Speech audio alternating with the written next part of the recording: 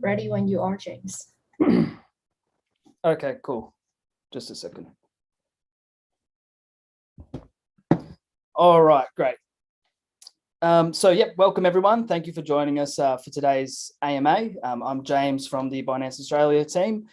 As always, very excited to have everyone here. Thank you for tuning in. We're just going to go into a quick disclaimer before we get started. So this AMA has been prepared for general information purposes only. Binance Australia is not affiliated, associated, endorsed by, or in any way officially connected with Axie Infinity. All speakers' opinions are that of their own and do not constitute financial or legal advice in any way whatsoever.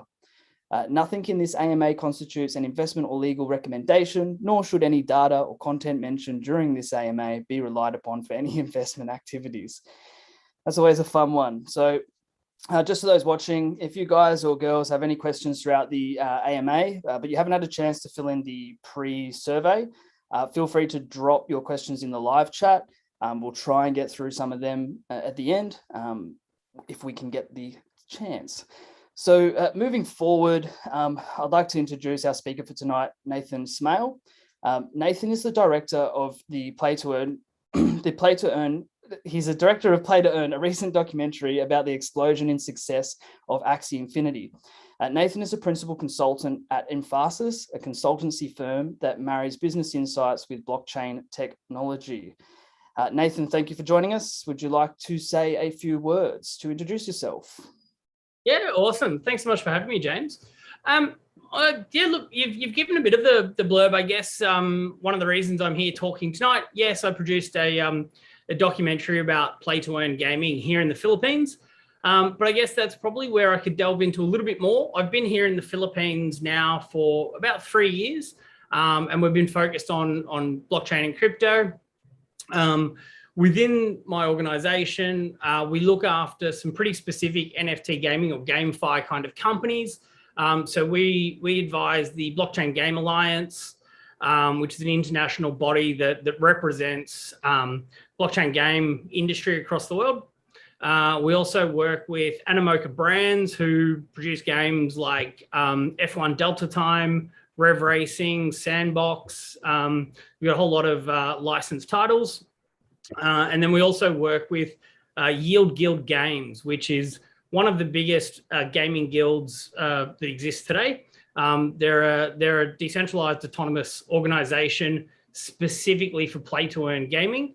They launched earlier on this year. We started working together, and they probably the biggest holder of Axies. I can't guarantee that, but probably one of the biggest.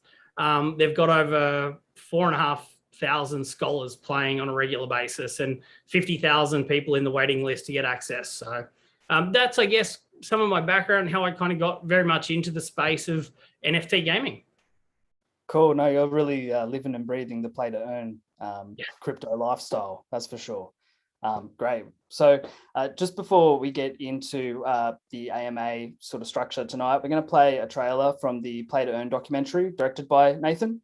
You'll also find the link in the description, I think after the video, so you can check that out there as well. So if you want to hit play, cool.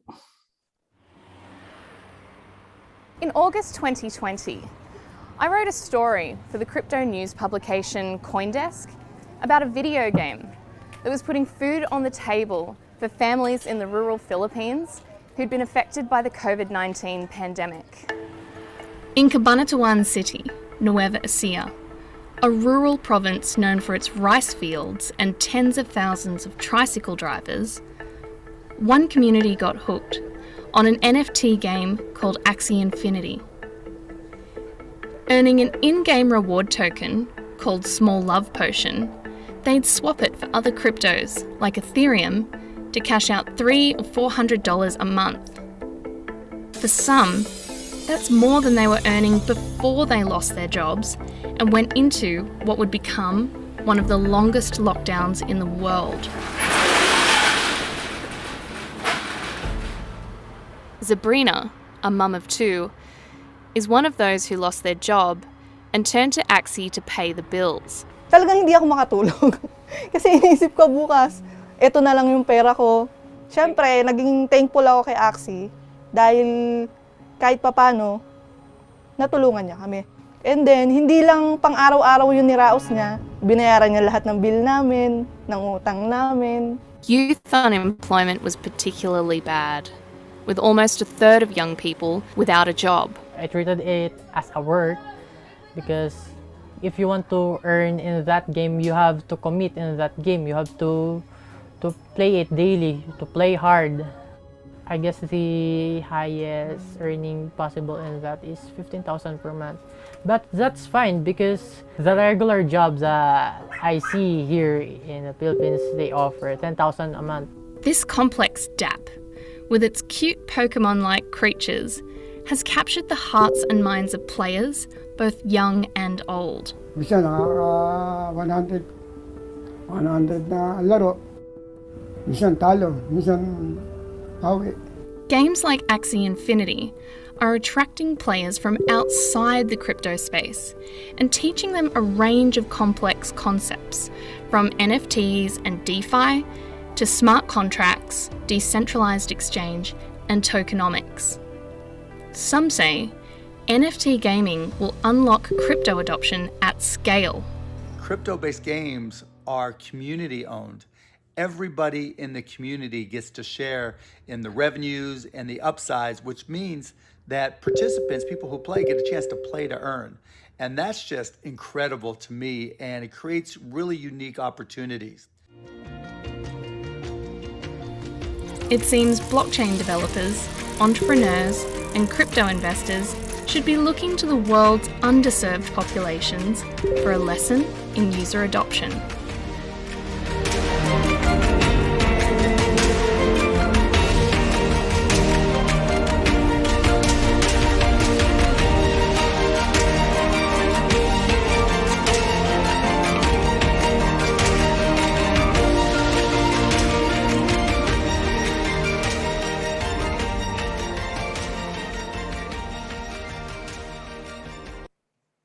Okay, awesome. Awesome little introduction there. I've actually watched it myself, and it's great to see that humanitarian side of crypto and how liberating this movement can be for anyone across the world, not just here in Australia, not just the States, all of these in-betweens. It's really uplifting to see. Would you care to sort of touch on anything that motivated you to make this doco? Yeah, definitely. Thanks so much, man. And look, you've actually touched on a really interesting point for me. Like I've been in crypto for quite a while, and I've loved the promise. And we looked at what Bitcoin was aiming to do with decentralization and desedimentation, and the promise of economic empowerment. But to be honest, there aren't that many Australians who feel that daily struggle the way emerging economies do. Most Australians have access to a bank account. They have access to ID and things like that. So that's kind of actually what ended up with me staying in the Philippines for a while, was that I actually saw a chance for real user adoption for crypto. Now, that was slowly progressing, and the Philippines has an amazing crypto scene.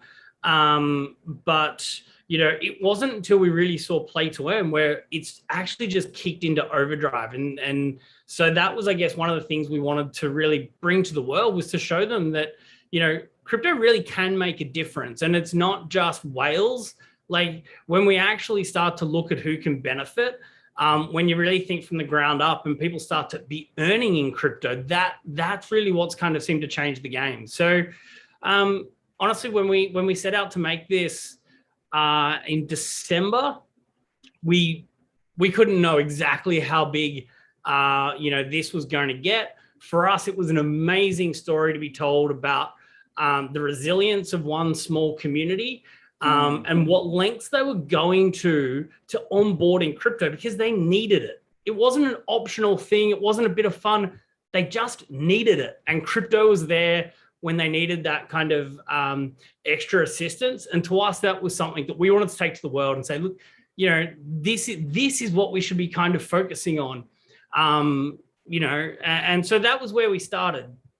And so actually, interestingly, the that story and that community was first brought to our attention by one of our friends, Colin Goltra, who's now actually the Southeast Asian director for Binance. So he wasn't at the time, but he's always been really strong in the crypto scene in the Philippines. And he was sort of chatting to Leah, my business partner, and Gabby Dizon, who's actually one of the co-founders of Yield Guild Games. And we were just like, this is such an amazing story. But at that stage, there was 500 people playing Axie, or 500 DAUs, they're daily active users. Okay. But Leah Callum Butler, my business partner, actually writes for CoinDesk.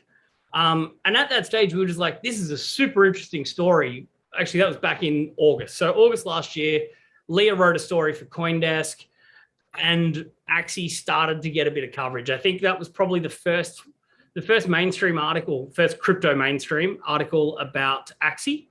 Yep. And that was at about 500 DAUs. So what are we at now? Do you know what we're at now?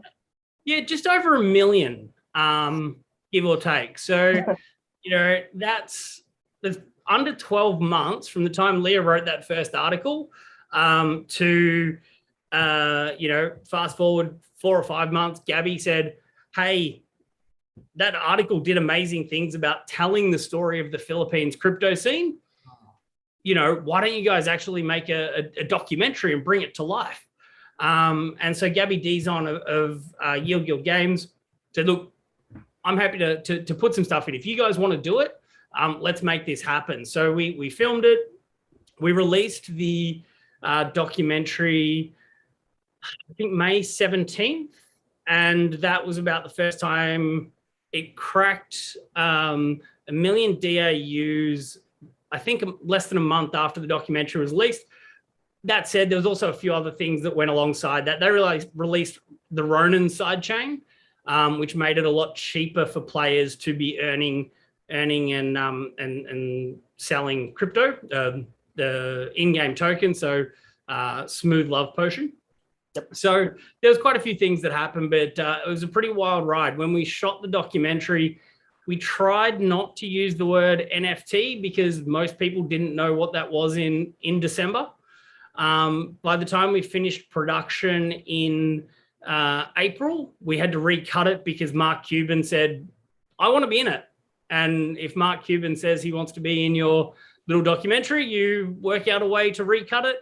And by then the whole world was talking about NFTs. So we just changed a few bits of the wording to incorporate that vernacular that people had started to use. So yeah, pretty crazy ride over 9 months of Axie. It's back to the sort of like realization being in Australia and especially during lockdown, to get that insight of these other countries, to see how they're operating and how they're doing, ones that may not be as well off as us. And seeing the opportunity that presents itself in crypto is such a good subject, such a good topic. And the growth that you've just spoken about is, insane. We've seen what's happened with NFTs and play to earn, especially lately. It's really catching on. So awesome stuff. I'm going to sort of move into some of these questions we got here. So might have a discussion, get through those questions. So thank you for that. So we're going to talk about Axie and the Philippines and sort of that relationship just for a little bit here. So how are games like Axie sustainable? How can you work your way up to make it a decent income? Yeah, certainly. So there's 2 parts to that question. I'll break it out. How is the game itself sustainable? And this is something a lot of people kind of grapple with. Now, Axie works incredibly well because the game developer, Sky Mavis, really, they worked very closely with Delphi Digital to define a game ecosystem that wasn't reliant on advertising or, pure payments. Players play the game to earn a token called Smooth Love Potion, and they earn that by battling 3 Axies. So you've got to purchase these 3 NFTs, you battle against other players, and you can earn the in-game token. You can also do daily quests and kind of go on an adventure mode. So you earn SLP, but then you actually need to use SLP to breed more Axies. So if you've got 2 Axies, you can breed and get another one. So then they've also got another token called AXS, which is their governance token. And these 2 tokens together is what allows you to breed more Axies based on the ones you have. And in doing so, they managed to create a system where it's a real marketplace. So people who are earning money from playing Axie, they're not taking the money from an advertiser. They're not taking the money from Sky Mavis. It's someone else on the open market who's willing to say, I would like to purchase that SLP that you earned because I want to breed more Axies. So in doing so, is the game sustainable? The game's sustainable as long as people want to play it and as long as there's a marketplace. And then they've also got, they've got some mechanics in there that they can tweak to ensure that the marketplace doesn't just run out of control. So they've recently changed, say, the amount of SLP you can earn and also the breeding costs so that they can keep an ecosystem that's kind of, I guess, evolving as the game matures. So that's one of the things I think a lot of people don't necessarily initially understand. But where's the money coming from? The money's coming from people who want to buy the assets. And that's one of the most amazing things about NFT gaming and the space blockchain gaming is that as a player, you actually have ownership. If you want to sell it on the open market, you can. A lot of other games in traditional gaming, people would work really hard, they'd build up an account, they'd have all these assets, but they weren't technically allowed to sell them at all. And you could risk having your account banned and all that sort of stuff. Axie, it's part of the model. That's sort of what's supposed to happen. And so it engages a lot more people into the ecosystem. And so I think from that perspective, it's quite a sticky model. And there's a long way to go. The game's still in alpha. Like there's still a whole lot more that they're going to release. So I think Axie will be around for quite a long time. That said, everyone wants to take down Axie at the moment. Everyone's releasing the next Axie killer. But they've got such a strong community. It really is, something we've seen is people onboard each other onto Axie and they really help and they teach each other. It's a really, really good community. And then in terms of the second question. I can attest to that as well. Since we've started running this AMA and then we've got the 3 Axie giveaway as well, just the community's just popped out and it's like, whoa, they're not hardcore maxis, but they're really community driven. There is a spirit, there is a heart there. Continue. I just wanted to throw that in. No, appreciate that, man. And look, there's definitely, with all hype and excitement, you get a lot of people in who just want to earn the money. They want to make it big. And if the next game comes along and offers them a little bit more money, there'll be a segment that goes and plays that. But inherently, most people play because they enjoy the game. They enjoy the game, they enjoy the community. And that is a really sustainable model. In terms of how you can make a decent income, look, that's different for every single person. And I don't want to be seen to be giving any kind of guidance or advice on that. But what we've seen here in the Philippines is a lot of people start off, there is a natural cap as to how much you can earn playing. So most people play for like up to 2 or 3 hours a day. They'll finish their daily quests and they kind of max out. But their earning depends on the price of SLP. But a lot of them during the last couple of months have been earning $400, $500, $600, $700 US a month. And, is that a decent income in the Philippines? Yes, it really is. In Venezuela, Brazil, countries where we're seeing mass adoption, it is because it's a good income and it supplements what other people are doing. So you don't need to play 12 hours a day. A lot of these people have other jobs and they're just playing alongside that. We see a lot of like truck drivers or security guards. The guy is standing around for 6 hours a day waiting for someone to do something. So they're playing alongside that. But then does that translate over to necessarily someone playing in Australia and wanting to earn a decent income? Probably not. So, you know, there are different models and everyone has to take into account their own position. Like most things, I think some diversification is good. Like if you want to earn a bit of an income, playing Axie and another play to earn game is probably good. You know, there's all sorts of things people can do, but there's definitely huge opportunity for emerging economies, particularly where they like playing games and they like being on social media and things like that. It's kind of a natural fit. Yeah, no. So this isn't one of our questions, but do you think people, you know, in the future could create, if we keep pushing in this space, a whole career around playing to earn? I think definitely. There's, you know, we're actually starting to see sophisticated models sort of come through that. So, you know, the organization I work with, Yield Guild Games, they've introduced a model which actually helps a lot of people on board into that kind of way of thinking, where yeah, they actually own a lot of the assets. They then lend them out to players. And so they have a system where they'll allow people to borrow the Axies and start to play.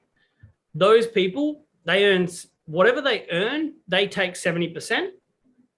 20% goes to a community manager who helps train them, support them, educate them. And 10% goes back to the DAO to buy more assets.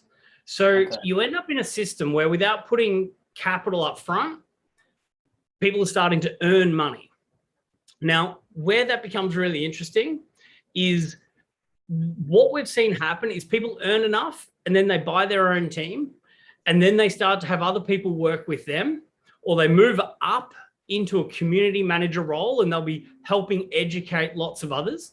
So while some people may make a living or a career just from playing play to earn, we're going to start to see a whole lot more roles come up that are part of the play to earn ecosystem, or the metaverse, as some people call it. They're new jobs that might not have existed. So a player manager within play to earn, that starts to become a more sustainable career, and it's not necessarily tied to any one game. You know, people are working across games. They're helping people on board into racing games and Axie and all these sorts of things. So we're starting to see new models come up, and we're starting to see people who, through their own choice, are starting to say, look, I can transition from, you know, what was a very labor-intensive, localized job in my region that didn't earn that much money into, in the metaverse, I can earn money across the globe, trading out current, you know, cryptocurrencies that I've earned playing this game. Yeah, that is really empowering for me from an economic standpoint. So some people are making that leap. Well, look, yeah, I know I'm not in play to earn or anything, but you know, when I first got into Bitcoin stuff, roughly around 2017, I didn't think I'd ever make a job out of this. So in crypto, this is one of probably something that's not noted a lot, is that, you know, in terms of jobs and opportunities and earning a passive income and being able to survive, there's many ways to do it in this ecosystem. Like, yeah, one of the amazing things, and now that you're actually starting to post about the fact that you guys have an Axie team up for competition, you'll see you'll get inundated with people asking, could they be your scholar? Which means, can they borrow a team and generate income? So that's the model I was talking about with Yield Guild Games. And they're not the only one. There's lots of people who offer these scholarships. So you lend out your team of Axies to a scholar and they'll play and they'll grind away and they'll earn the maximum they can. They keep 70% of those winnings for themselves. And the manager will take 20%, who's another community member that's guided them through that process. And then 10% back to the asset owner. Now, what's really interesting is not only is that model out there, but I've personally received quite a few, and I think you will now too, people sending their CV. And they send their CV much like you would if you're applying for a job at McDonald's or somewhere else. They say, I've got this experience, I've played these games, I have this computer at home, and I'm willing to play for 4 hours a day or 2 hours a day or whatever their threshold is. But they apply for it like it's any other job. They put their best foot forward to show that they would make an excellent scholar and they will try their best. That's Yeah, okay. amazing. Like, this is the level of opportunity that the individual here in the Philippines or Venezuela see in this model is amazing. Like, it's definitely sort of changing the idea of what a career could be. Yeah, I just think it's awesome to see a new generation being able to monetize gaming. It was probably bound to happen when you, in hindsight, right? And the way that it is happening is through, crypto, in this emerging market. The other thing is, The exciting thing is, so just on that, Yep. People were earning in gaming, but it was the top 1%. If you're an esports streamer, you could make really good cash. But this is saying, if Pick up your phone. you're a cashier in Philippines and can afford 2 hours a day, you can make money. And that is what we talk about when, crypto is supposed to democratize everything. Well, it starts at the bottom up, and we're seeing that here in play to earn gaming. No, great. Just out of interest, we're quickly running out of time, but the Scholar, is that securely done like on the blockchain? Is there any protocols, or is this just an agreement between two people? Just out of interest. So look, it's a super new model. So there's a whole range of versions. Yep. And to be honest, some of them have, we've seen some unscrupulous actors who say, oh, it's a 50-50 split or worse. There are great guilds out there and people offering scholarship programs. 70-20-10 is the split that is generally accepted across the board as fair. And then there are more sophisticated ones that are actually doing it as a smart contract, automatic payments, all that sort of stuff. And then there are others that are still kind of, keeping tabs on a spreadsheet and things like that. So, like any new system, you have leaders who are out there trying to set up the right processes and set the standard. And there's a few bad apples that try and take advantage of it. But all in all, as I said right at the start, the community is amazing. So the community vets this very, very quickly, and they jump on it and they support each other and really offer advice for anyone who is facing that kind of confusion as to what is fair and what is not. The community is very quick to voice their views. Obviously, I have a personal interest in Yield Guild Games. I do genuinely think that they're offering one of the most advanced offerings in terms of the scholarship model and most number of assets and stuff, but I am very biased. No, that's okay. We're allowed to be a little bit biased when it comes to crypto. I have no issues there. So we've got a question here. We kind of touched on this, so maybe will prices of getting into games like Axie Infinity continue to rise long term, or do you think they will fall to something more affordable for the average Joe? Because we have seen that, huge growth. Yeah, definitely. And look, that's exactly why these scholarship models popped up. Back when we first did the documentary, Art, who was the first to be interviewed, was buying Axies at, I think, $4 or $5 for a team of 3. And I believe that Axie team that you're giving away is probably worth about $1,200 US. So yes, it's appreciated quite a lot of price in 12 months. Look, will the price go down? Again, this comes back to the very complex kind of economic model that Axie Infinity operate. If people breed them very quickly, we'll see an explosion in number. But in doing so, that'll change the price of SLP, and so there's a fine equilibrium that's kind of designed that the price should probably counter the level of excitement, enthusiasm about the game. I would imagine if for whatever reason excitement about the game died off, the price would probably ease off. Then people go, oh, that's cheap enough, I want to get in now. It goes back up, excitement goes back up. So that's, like any kind of game mechanic, it is designed to be a lever that can be pulled. That said, it's also probably kind of in line with market forces as well. So, If yes, crypto is super hot, NFTs are super hot, the price may very well go up. If that tapers off, so do the pricing. But at the end of the day, I think the one thing I really try and encourage people, any kind of NFT purchase, if you're buying it just to make money, your level of risk increases greatly. If you're buying it because you want to play the game and you're going to play the game regardless of, how much the Axie is worth, well, that's a different, decision for you to make. And I think the same with NFTs and things across the board. Like, if you really love the NFT and you put a value on it, cool, that's your decision. Market forces in crypto right now in this space are really difficult to predict. So I wouldn't want to give too much advice on that one. But look, I think, the important thing is that even if the price goes up, there's systems out there that are making them available. So more games that actually start to put in sharing functions, so the owner of an asset can share it and allow someone else to play and earn. That's super cool. Like Axie kind of pioneered that as far as I'm aware, but we're starting to see the latest like Rev Racing game.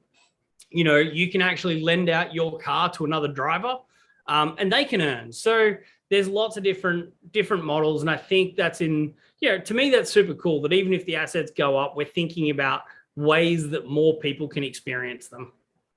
Yeah, I think if I've learned anything in crypto is that opportunities always present themselves. If you miss the first one, there's going to be many, many more chances. So, the opportunity's there for everyone still, and it will hopefully remain that way. So another one here, in the Philippines, the play-to-earn game Axie Infinity is replacing jobs of tricycle and jeepney drivers. Is this a good thing or a bad thing? Will play-to-earn games replace traditional jobs? So touching on some stuff we talked about earlier, but yeah, it's good to see that sort of, is this going to take away from this and how's this going to work? Yeah, look, a pretty complex question. In some respects, yes, it will. Right now, predominantly we're seeing people as it's a supplementary income. Like a play-to-earn game is great, and it's taking, the employment of a trike driver and just bumping that up. So there's a little bit more disposable income.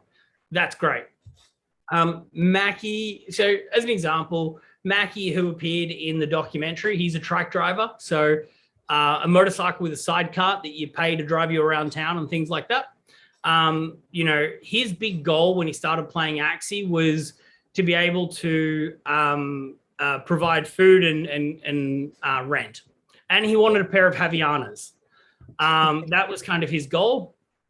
I saw about a month ago, he was just posting some photos of the house they've just built. Wow. That's pretty cool. Wearing the Havaianas? Now, what's that? Wearing the Havaianas? Yes, yeah. Good to hear. But what's more important is yes, it will put pressure on a variety of low-skilled, low-income jobs. But you've then got to actually start to think about what the overall economic impact is, right? So someone like Mackie, he's an absolute legend. He's such a nice guy. But he's now kind of stepping up into an emerging middle class. He wasn't shopping at Starbucks before. He wasn't opting to do these things because he didn't have spare money. Now he has spare money. So whilst you do start to put pressure on some jobs, what you actually do is start to shift kind of the economic paradigm where people need to maybe start considering to pay those low income jobs slightly more. But it's okay to do that because they've got more sales because there's an emerging middle class. So when you actually look at empowering millions, and I'm literally talking about millions of people here in the Philippines, yes, that is going to put pressure on some parts, but you're actually adding a lot of value into the economy that possibly wasn't there before. So yes, it will cause problems, but they're good problems. It's much better to have to solve how we're going to deal with that than to think about, the fact that people don't have food on the table. So yes, interesting problems, but I think it's definitely it's hopefully going to fast forward economic progress for the country. Yeah, we're here to build and disrupt. Yeah. So the Philippines has shared their intent to tax the game's publisher and players. How much do you think this will affect AXS in the long term? Stats show the Philippines is Axie Infinity's primary and largest market, so 60% of players are based there, and taxation would reduce the earnings of full-time games significantly. Yep. Look, again, quite difficult to comment on something that hasn't happened. We'll see this play out, but the standard position is if people are earning an incomes are taxable. Mm-hmm. That's nothing kind of too surprising. I guess the biggest challenge here is, most countries around the world are kind of reviewing these scenarios now. They need tax income. It's been a really tough couple of years for every economy. If there's a group in the community that are earning a heap of money, the government sort of goes, well, is this part of our income strategy? So I don't think it's any different to, they'll also be looking at things like Upwork and people earning additional income from working at home. Supplementary income is something that I think all governments will be looking at. The going around taxing the game's publisher, I think there's, a lot of that has kind of come from reporters reaching out to government departments saying, well, is this on your radar? And government departments saying, well, yeah, we will look into it. So it's kind of been a little bit misconstrued. We've seen quite positive statements from a variety of government departments. Yes, income will be taxed and they encourage people to declare it. But at the same time, the Philippines government has been quite supportive of any program which is benefiting the people.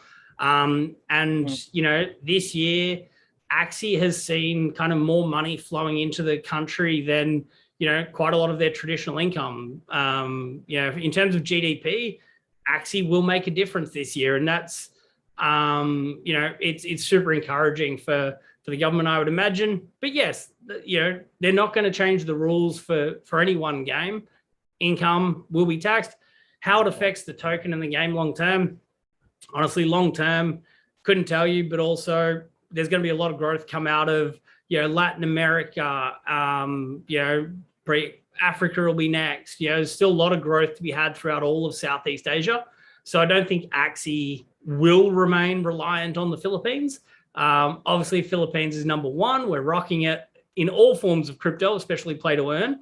But look, I don't think Axie will be reliant on any one nationality as long as people want to prosper. Beautiful.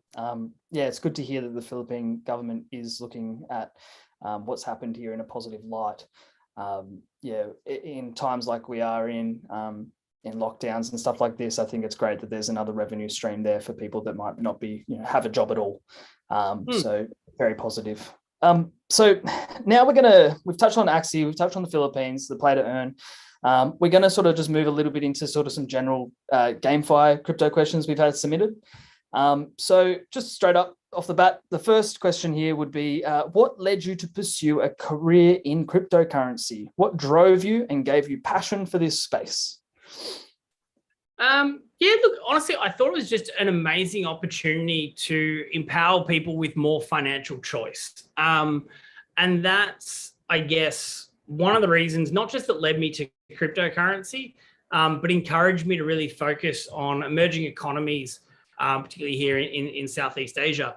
I've for a long time been passionate about the opportunity that crypto presents, but it wasn't until I sort of really got here that I saw it on a day-to-day basis. I think we're at a chance to kind of leapfrog technology here. There's, I think the unbanked rate in the Philippines at the moment is about 60%. And then you sort of contrast that with, we saw stats come out the other day about MetaMask. MetaMask released their usage, and Philippines is number one with 20% of all MetaMask usage is coming out of the Philippines. Wow. So you sort of see stats like that, and it's no longer a question of, bank the unbanked. It's like, well, what are we actually trying to achieve? Oh, we're trying to empower the unbanked with financial options. That's what matters. I don't care about a credit card if I've got actual cash. If I've got crypto that I can spend to put food on the table, do I want a credit card? What value does that provide me versus, putting me in a financial position where I have choice and I have the instruments to actually achieve my goals? So that's kind of what drew me into it, and particularly what's focused me not just in Southeast Asia, but then really honed me into play to earn, because I see that as that potential to onboard the next billion users into crypto. Awesome answer. Yeah, I can't add much else to that. A lot of that is very similar to how I feel and why I got into crypto in the first place. So we've got a bit of a shilly one here. If you were to pick the top 3 upcoming play to earn NFT games, or top 3 that we have to keep an eye out for, what would they be? Look, super hard question. There's some amazing stuff happening. They're springing up every day. I guess, depending on the audience, there's a couple people may know or may not. Super interesting one for Australians, Zedrun. Lots of people may have heard of it. Yeah, yep. Cool. But I think that was actually founded in Sydney. Yep. So again, the fact that I don't know how much coverage it gets in Australia. Most of the coverage I see about it comes out of the US, which tells you they're hitting their strides and getting some incredible success. Alluvium, another one out of Australia. Yep. I think it's Kieran Warwick. So that looks like it's going to. Yeah, so it's 2 brothers that actually founded it. And they're actually the brothers of Kane Warwick from Synthetics. So pretty amazing crypto family out of Australia. And then look, there's another couple. I've just started playing Rev Racing. I'm more of a car racing kind of games guy. I quite like that stuff. It's just launching. It looks super slick. And then I like some of the stuff that's kind of happened in terms of, there's one called Sandbox, which actually, it's not just a game, but it's a creation platform. So it allows people to create their own games within the sandbox. And they've got some amazing stuff happening with collaborations from they had the musician Deadmau5, they've got The Walking Dead. So that's super cool. Very cool. And then, just another couple of Aussie ones. So Australia's got, they're based overseas, but Aussie founders, Red Fox Labs, have just released Cogs and Gods Unchained by the Immutable X team out of Sydney. So I haven't just, look, I'm not going to try and tell you what's going to be the next Axie. Don't go and put all your money in whatever I've just said. I wanted to pick ones that I think will be more interesting. So, for Aussies, I think it's really important to realize how much we over-index on a global scale for play-to-earn gaming, even if they're not necessarily getting a huge amount of coverage back home. They're making waves overseas. Okay, yeah. Segue into waves. Is the wave of GameFi coming? Is it been? Is it gone? Whereabouts do you? I'm just throwing this one in there. Whereabouts do you sort of see us in this, path of adoption? We're still in the early days. I would take it. So early, man. Look, one of the reasons it's so early is, it takes a long time to develop a game. Even Axie Infinity, it's an alpha release. They haven't really rolled out the game yet, We keep looking at if you were to say Grand Theft Auto, do they want to look at NFTs and when would they roll out? I would hazard a guess that their dev cycle's kind of 5 to 8 years for a new title. You know what I mean? You can't just go, wow, here's a new idea. Let's roll out a AAA game in 6 weeks, So I think, the mechanics are still being refined, but I think it just takes time to develop amazing games. We're already seeing some brilliant work out there, which I think will lead the way. Some of the ones I've mentioned. So I think there's a huge amount of room to grow. Whilst we see traditional games implement NFT elements and play to earn mechanics, and then whole new entrants to the game space who come from maybe a crypto space and have some really interesting mechanics they want to play with. And then they kind of bring the game into that. So yeah, super early. I think there's a lot of adoption still to go. Awesome. I'll get in right now and FOMO in. So here's a bit of a long one here. Is it possible to have truly decentralized games where not only are the assets decentralized, but the game itself is as well? No servers being hosted by one central company so that the server can never be taken down because the company decides that they don't want to support the game any longer. Is this possible with current technology? Yes, is the short answer. We're kind of at stage one, which is decentralizing the assets. And I think that's going quite well. You start to see it's decentralized ownership of the assets, which, as the question sort of touched on, over the years, we've seen some pretty nasty events where people have invested a huge amount of time and effort building up a whole history in a game, and then the game servers are no longer supported. So stage one, decentralize the assets. And that also enables people to create new assets for the game, new skins, create a whole marketplace. But then the next stage is a little bit more tech dependent. Now we do see a mix of, file storage options. And once these decentralized file storage and computing options are actually working at scale, I think a lot of the games will go over to that. Like, it makes sense given their ethos and why they've got into the game. If they don't have to maintain the servers, that's better. Like, it's not a walled garden like traditional gaming. They don't want to contain everything. They want to build economic models that allow them to be separated out. And if you can decentralize the compute, then that's great. However, there's still a ways to go. So we see, some games, as they start to hit critical mass in terms of players, they need to kind of make that call around, well, there's the trade-off between decentralization and scalability right now. What do we do? Do we maintain our own servers?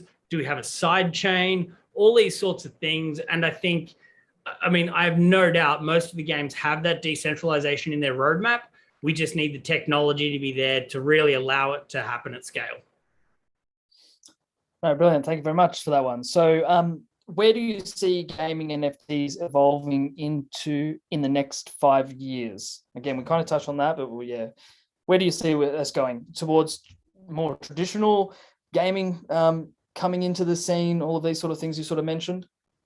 Yeah, man, I'm pretty bullish, as you may have guessed. But look, as we will see more decentralization, which is great. I think we will see more big titles come across. As I said, there is just a development cycle that big name titles go through. I think some of the really cool stuff will be interoperability, hopefully within the next 5 years. And that might be that you might build an avatar in one game and you really, customize it. And then when you go to play another game, you can take that asset over and use it in the other game. So those kind of things start to be super interesting.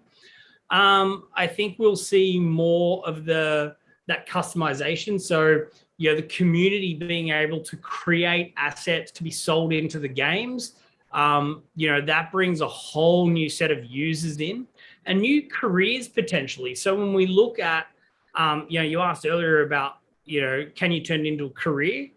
We already see people who are making, again, relatively good money for their location, designing shields for people to use in games within Sandbox, or creating avatars and selling them in. So it empowers people not just who want to play the games, but who have creative skills in that space. The moment we open up that to the world, well, that's a whole marketplace for a young Filipino graphic designer who wants to build, clothing and skins for avatars. Great, let's really leverage that. So I think we're going to see a whole heap of that. I think the metaverse economy is like, play to earn's early, but the metaverse economy as a whole is like we're at day dot. So I think there's a huge amount of growth in that space. Okay, cool. So to branch for growth, I need you to be like a bit of a clairvoyant here. How big do you see GameFi being in 12 months exactly, and how will you see it getting there? All right, you're really trying to push me into like picking a number or doing something, aren't you? Okay. Those bags. Look. Honestly, in terms of like value or anything, I just can't, because you could have we could be going into a bear market whilst games are going up. No idea how that's going to impact things. In terms of adoption, look, you could easily see it being 5 to 10x in the next 12 months, just in terms of players. Partly, we're seeing a lot more guilds like Yield Guild pop up that are going, look, we'll support in, Venezuela. Great, this is my area. We'll put up some money. We'll buy the assets and we'll onboard, 100,000 players here. And so I think there'll be a really big spread. It creates a network effect, unlike others that I've seen. Like people, it's just, you empower someone with something they've not had before and they want to tell other people. There's no pressure to it. It's like, I got, their mindset, I was going to play a game anyway. I got free money this week from playing a fun game. I'm going to tell my mates. Yeah, come play with me. Yeah. That's the best thing about gaming, is that community. Everyone really sticks together in those communities for sure. Being a gamer, but playing games growing up most of my life, and being on the PC and stuff. There's people you would never even seen in real life, and you would talk to them every night. So there is that. And it's not a winner take all economy because of the way it's structured. You like me winning doesn't mean you lose. It's the more players we have, demand goes up, so the tokens that we're all earning go up. So it is a really interesting space, and that's why I think we'll see a lot of growth. Nothing to do with value, but in terms of participants, I think there's going to be a huge amount of growth in participants in the next 12 months.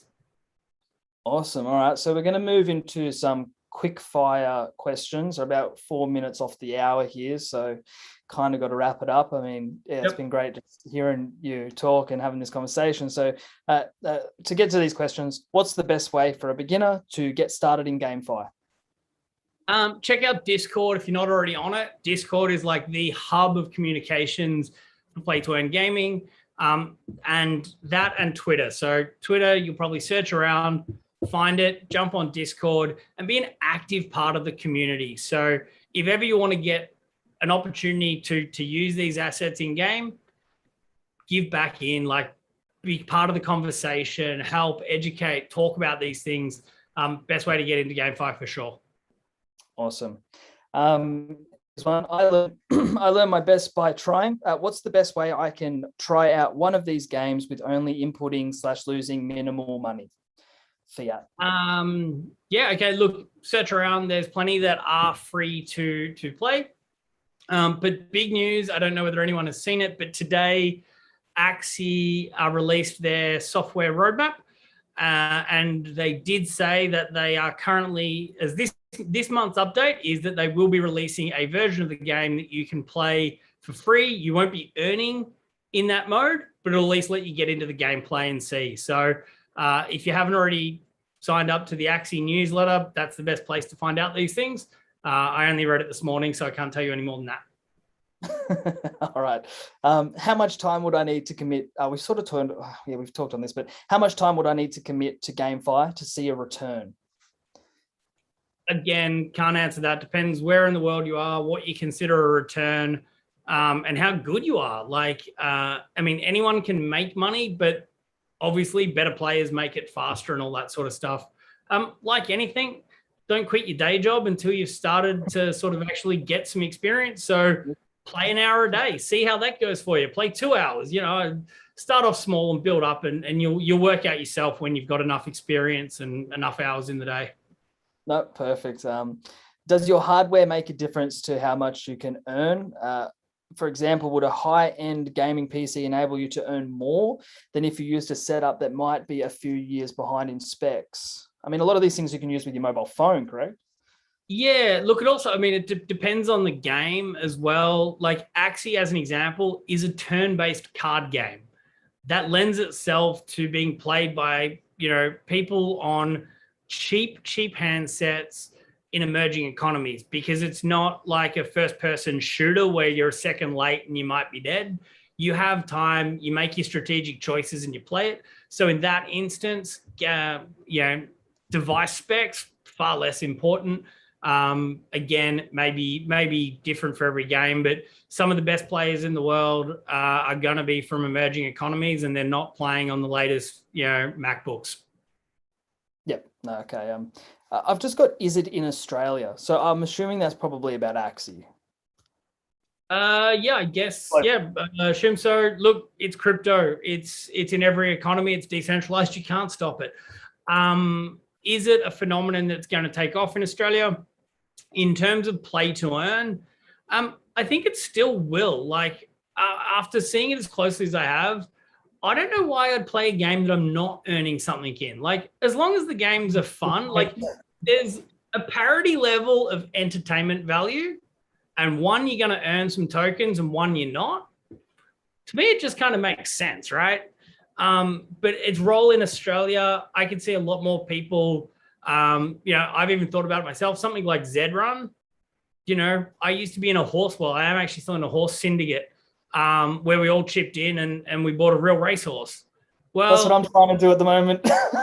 Yeah, man. Like I could see that level of involvement for a lot of people in these kind of play to earn game things. So. Look, it's definitely in Australia. There's amazing pockets. There's great game development happening out of Australia, but I couldn't see too many Australians deciding that they're going to quit their job and play to earn games full time. But also, I don't think that's a bad thing. Like, Australia has a set of privileges that other countries don't. And it's things like play to earn that give people the opportunity to level up. Does Australia as a whole need the opportunity to level up compared to the Philippines? Probably not, if you were to think about it objectively. So I think it's a great level of entertainment and it's some extra cash. But I don't think play to earn will be adopted as a career as quickly in Australia as what it will elsewhere. Fair enough. That makes total sense. So we've hit 6:02 now here. I'm going to thank you for that great session, Nathan. It's been great to learn more about the play to earn space and how it's impacting different communities. In all honesty, it was really great to hear from you there. I'm going to jump off the computer after this and maybe FOMO into some Maxies. I don't know. So we have an AXS AUD pair as well. So for anyone looking to get into that, don't forget there's that there as well. So before we wrap up for tonight, it's time to announce the winners for the giveaway. Today's winners will receive a Binance t-shirt, a canvas tote bag, and notebook. So I would say congratulations to Jimmy Chow 3 from Twitter, Yo Nathan Mage from Twitter, Ray Richo from Telegram, Holman 540 from Telegram, and Doran from Telegram as well. So please contact me. My handle's at I will not message you first. I'm on the Binance Australia Telegram group to claim your prize. So again, Nathan, thank you for joining us tonight. We've reached the end of the session now. Would you like to wrap up with something? And would you like to let the people watching and people watching in the future let us know where we can find you? Awesome. Thanks, mate. No, look, honestly, it's an absolute pleasure to be here, and thanks for letting me rant. It's something I'm super passionate about, especially bringing more opportunities to emerging economies. So my biggest takeaway would be never underestimate the tech skills and opportunities that are here.